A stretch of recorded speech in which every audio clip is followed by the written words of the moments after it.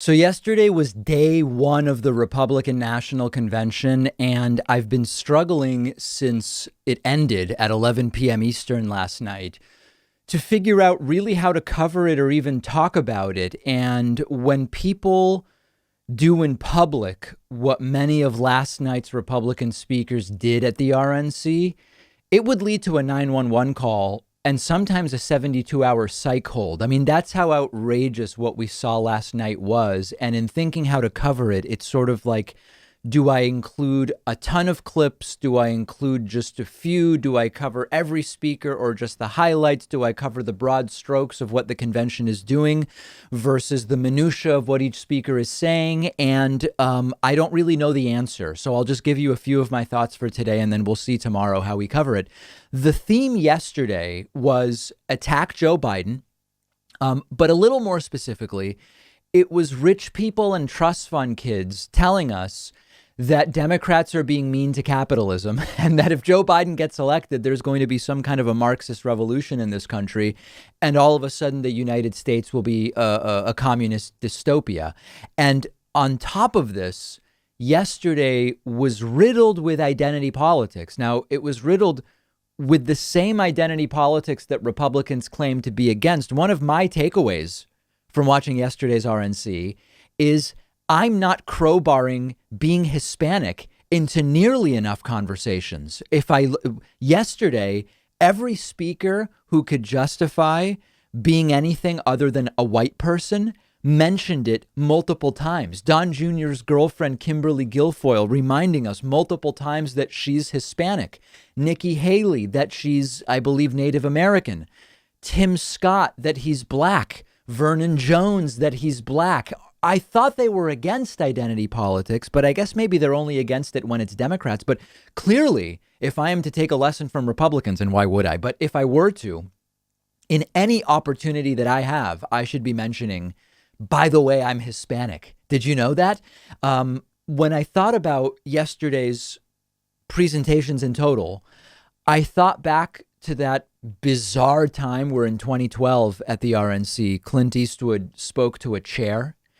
And that was nothing. As embarrassing and humiliating as that was for Clint Eastwood, whether he recognized it or not, and I think he's since said he regrets it, that was nothing 8 years ago compared to yesterday's first day of the Republican National Convention. It was really one of the most deeply dystopian events. And what made it more dystopian was the degree to which Republican voters loved it. I was looking on Twitter. I was looking in some of the recesses and cesspools of the pro-Trump internet, and people were just enamored with what they saw. So let's look at some clips. Again, I've been debating how to cover this. I think for today, I'm going to do basically one wrap-up clip, and then we'll do separate clips for specific stories as needed. So each day we'll have sort of like the main wrap up. And of course, I'm not going to be able to get to everything. If you don't like this way of covering it, just let me know and I'll look at something else. It's hours and hours of stuff, so it's very difficult to get to all of it. Now, two of the most Pyongyang, North Korea-like propaganda speeches came from Donald Trump's son, Don Jr., and Don Jr.'s girlfriend, former Fox News hostess Kimberly Guilfoyle, recently recovered, of course, from coronavirus. Now, I'm going to start with Kimberly Guilfoyle because Kimberly Guilfoyle's speech was the absolutely most outrageous thing, not just at last night's Republican National Convention, but really at any Republican National Convention that I've covered or watched. Just screaming uncontrollably, seemed like a crazy person. And I'm not using that pejoratively. She seemed out of it. She seemed ill. Take a look at this first clip. Ladies and gentlemen, leaders and fighters for freedom and liberty and the American dream, the best is yet to come. And then just going fully fascistic. This is the language of dictators who just project onto others what they actually want to do. Take a look at this. They want to destroy this country and everything that we have fought for and hold dear. They want to steal your liberty, your freedom. They want to control what you see and think and believe so that they can control how you live. They want to enslave you to the weak, dependent, liberal, victim ideology to the point that you will not recognize this country or yourself. So this was outrageous. I mean, it was, you could analyze it 5 or 6 different ways. Was it mania? Was it delusional? Was it that she chose to play a character and the character was bonkers? I just don't know. And then she was sort of almost matched in a sort of different tone and tenor by Donald Trump Jr., her partner, in full propaganda mode, essentially saying, embrace the dear leader. I mean, the shades of North Korean propaganda yesterday couldn't be missed. Take a look at Don Jr. here. Imagine the life you want to have. One with a great job, a beautiful home, a perfect family. You can have it. Imagine the country you want to live in. One with true equal opportunity, where hard work pays off and justice is served with compassion and without partiality. You can have it. Imagine a world where the evils of communism and radical Islamic terrorism are not given a chance to spread, where heroes are celebrated and the good guys win. You can have it. That is the life. That is the country. That is the world that Donald Trump and the Republican Party are after. And yes, you can have it.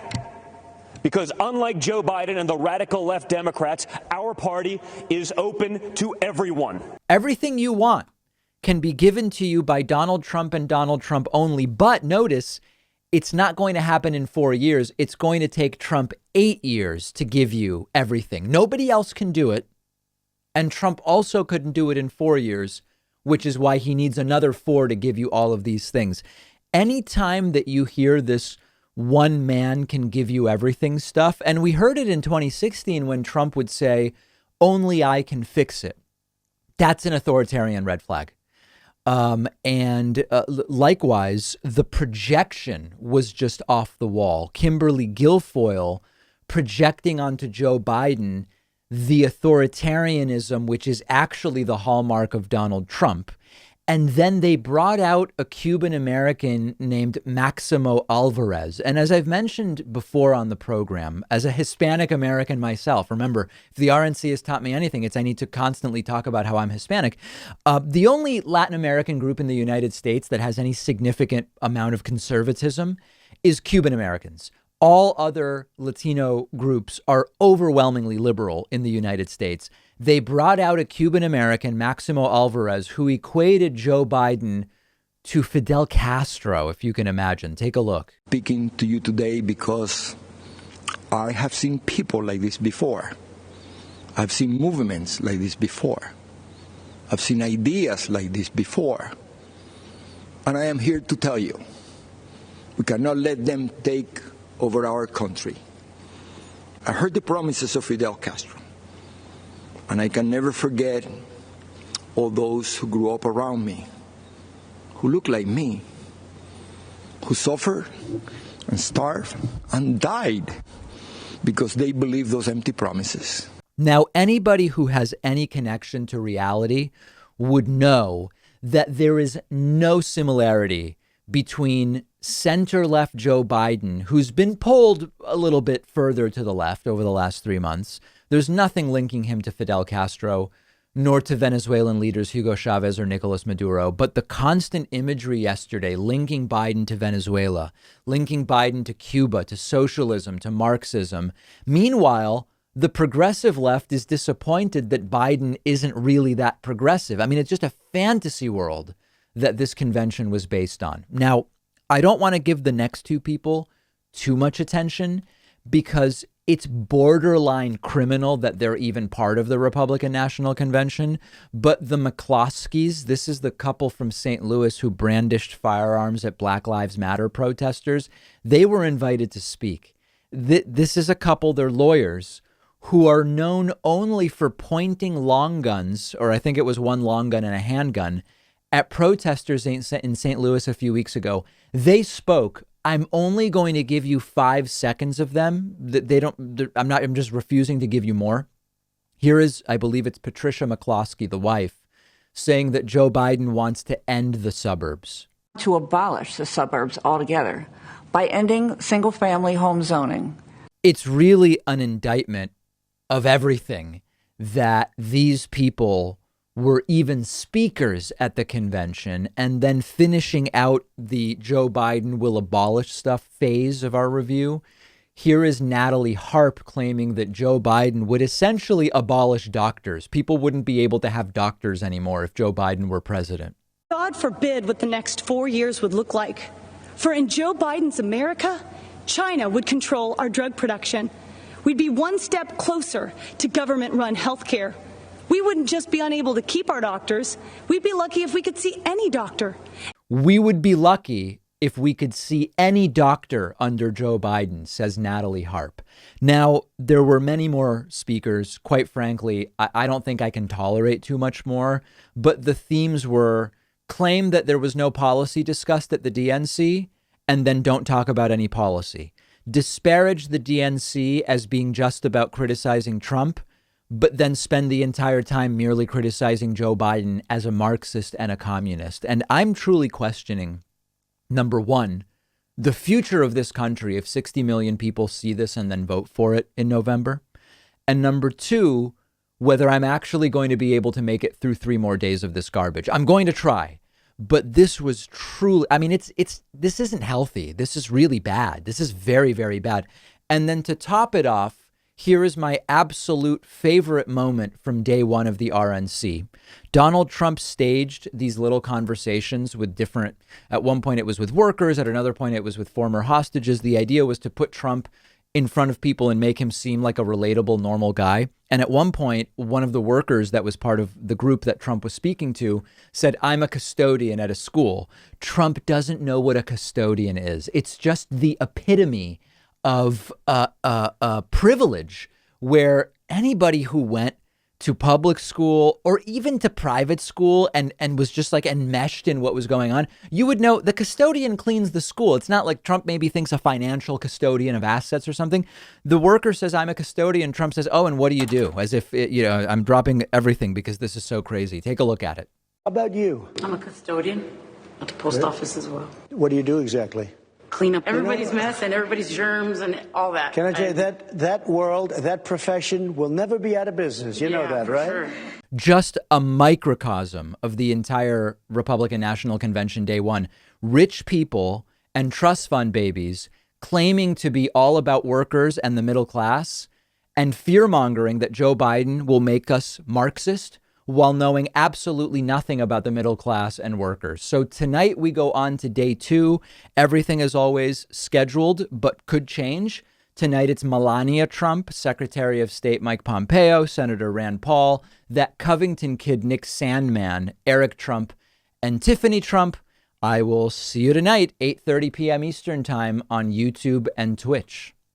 If you are anything like me, you probably aren't thrilled with the idea of going into a doctor's office right now. And thankfully, there's a practical and affordable way to take control of your health and get personalized care from the comfort of your home. It's a service called SteadyMD. They're one of our sponsors. You take a quiz, you get matched with a licensed primary care physician who understands your health needs. You have a 1-hour video call with your new doctor. You establish a meaningful relationship with them. And after that, your doctor is available to you anytime by text, phone, or video chat. This is not a random doctor on call. Each doctor at SteadyMD has a limited number of patients, so they actually have time to listen to you. You get the personal attention that you deserve. They can do almost everything an in-person doctor can do: perform medical evaluations, talk to you about health concerns, send prescriptions to your home or local pharmacy, and anything they can't do online, they'll quickly set you up with an in-person provider to do things like blood tests, as an example. You don't need insurance. It's only $99 a month with no other fees or copays. There are so many practical advantages to using SteadyMD for primary care, and it's also so much more affordable. Go to steadymd.com/Pakman to take the free quiz, see which doctor is right for you. I took their quiz. They matched me with a doctor who specializes in my particular health needs and situation. The doctor they gave me is a really perfect fit for me and my medical needs. There's no risk, no commitment to get started. Just click the link right underneath this video.